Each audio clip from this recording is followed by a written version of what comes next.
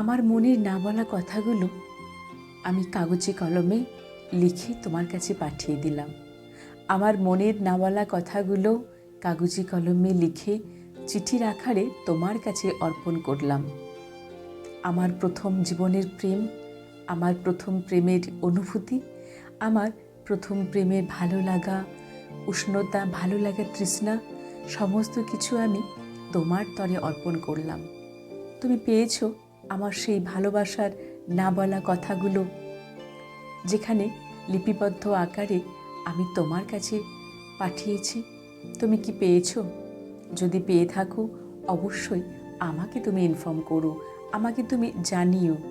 আমি যে চিরন্তন অপেক্ষায় আছি কবে তোমার কাছ থেকে আমার সেই ভালোবাসার প্রতি উত্তরে কিছু জানবো।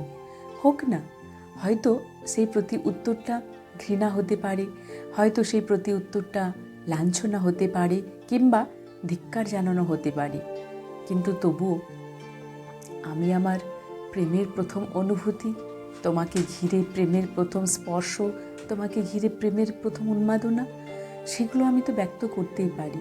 কারণ কালি এবং কলমটা তো আমার, আর মনের খাতাটাও আমারই। সুতরাং সেই মনের খাতায় সেই মনের ভাষাগুলোকে প্রকাশ করাটা সম্পূর্ণ আমার অধিকারে আছে। শুধু তোমার উত্তরের অপেক্ষায় আমি রইলাম।